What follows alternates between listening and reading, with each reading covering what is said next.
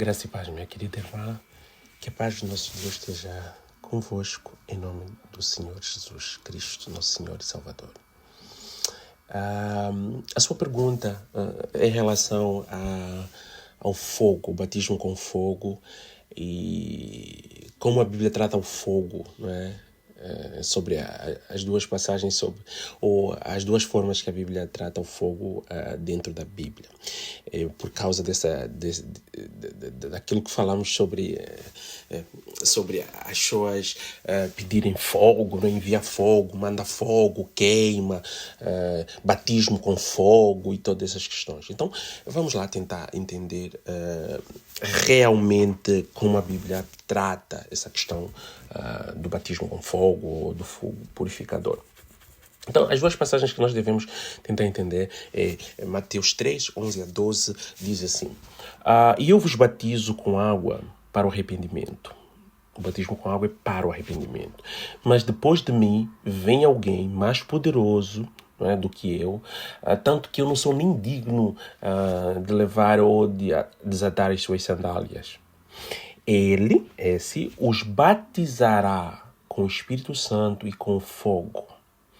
Ele traz a pá em suas mãos e limpará a sua eira, juntando seu trigo no celeiro, mas queimará a palha com fogo que nunca se apaga. Essa passagem é muito clara. Vê, ele traça aqui dois caminhos. Então, primeiro, eu vos batizo com água para o arrependimento. Ok?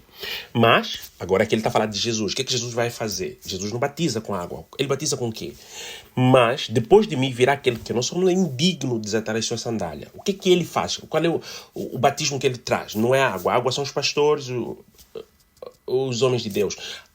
Jesus batiza com o quê? Ele batizará com o Espírito Santo e com fogo. Ok?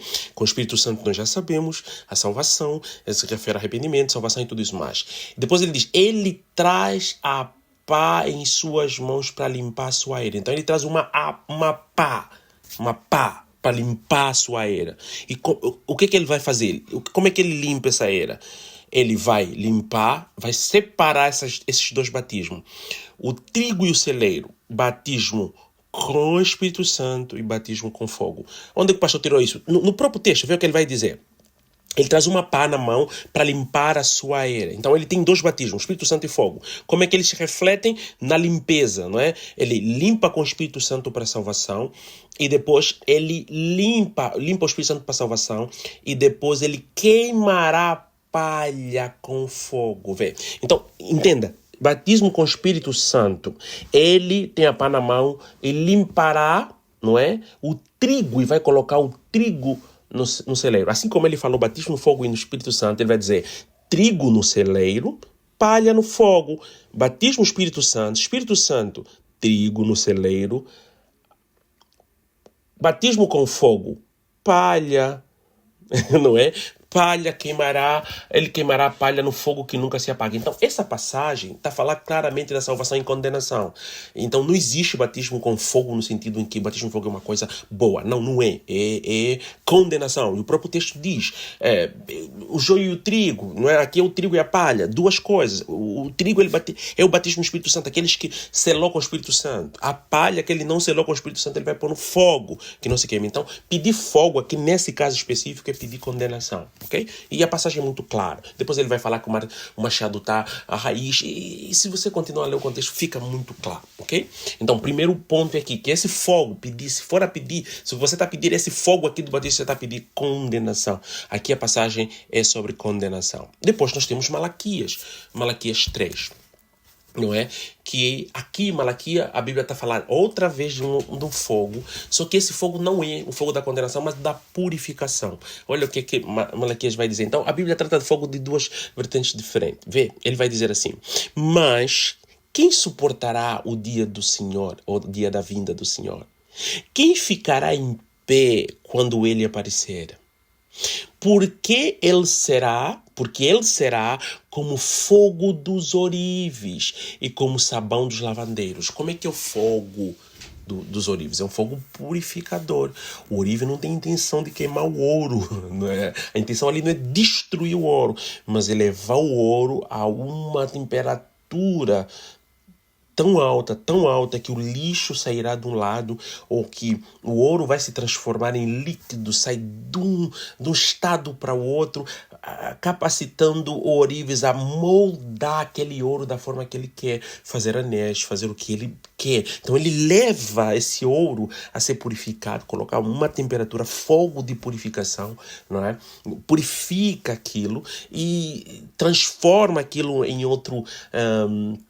em líquido, em outro estado, para moldá-lo segundo a vontade. E onde é que nós vemos isso? Na continuação da própria leitura. Versículo 3 diz assim: ele assentará como um refinador e purificador da prata, purificará os levitas e os refinará como ouro e prata. Assim trarão ao Senhor ofertas de justiça. Então ele está a dizer que ele vai levar os levitas a esse estado, a um estado de dor, repreensão e sofrimento, mas vai purificá-los, não é? Vai levá-los de uma forma, vai levá-los até eles se transformarem em pessoas diferentes, para moldá-los segundo a sua própria vontade. E só assim, só depois de eles serem transformados segundo a vontade de Deus, assim eles trarão ao Senhor ofertas de justiça. Então, aqui ele está falando de purificação de cristãos, purificação de homens. Deus te leva a um estado e ele poderá trazer esse fogo espiritual para sofrimento, dor, purificação, levarão a situações muito difíceis, mas ele vai te moldar, te transformar como o oleiro faz com barro, ao ponto de que você esteja pronto para ele então, ele, na vontade dele, na soberania dele, moldar essa peça, purifica, tira todo o lixo, não é? Porque aquele fogo vai tirar o lixo, sai por um lado e o líquido por outro lado, e ele vai moldar, purificar então esse ouro à sua imagem, aquilo que ele quer. E só aí é que o ouro está puro, só aí é que o ouro apresentará, será como o ourives. Só aí é que esse crente, o levita, poderá prestar culto de verdade e será justo. Amém? Depois no versículo 4 ele vai dizer: então as ofertas de Judá e de Jerusalém serão agradáveis ao Senhor, como nos dias passados, como nos tempos antigos. Vê? Aqui não é uma condenação, não é um fogo de condenação, mas de purificação. Momentos difíceis, purificação, e só com essa purificação é que essas pessoas conseguem depois agradar a Deus e farão aquilo que Deus quer, como era antes. Então Deus nos leva a um momento de sofrimento, dor, para purificação, nos molda segundo a sua vontade, para que nós atinjamos então um nível em que nós podemos, e isso é feito tudo por ele, entramos nesse nível em que nós podemos então fazer coisas segundo a vontade dele, segundo a justiça, agradá-lo outra vez como antes, porque ele agora habita em nós e ele transformou-nos de acordo com aquilo que nós chamamos de metanoia, transformação. Então aqui o fogo é de purificação, não é? Traz sofrimento, mas purifica, tira a sujeira e nos limpa e nos transforma outra vez à imagem de Jesus, a fazermos justiça de acordo ao Cristo que há em nós agora, à vontade dele. Esse fogo é diferente daquele fogo que queima a palha para sempre. Então é que nós temos essas duas formas, a Bíblia nos mostra, nos caracteriza essas duas formas de como o fogo é. Então não podemos tentar inventar um outro, né? Ou é assim ou é do outro lado. Então é assim que a Bíblia fala sobre o fogo. Amém? Deus abençoe a todos. Fiquem bem. Foi um prazer.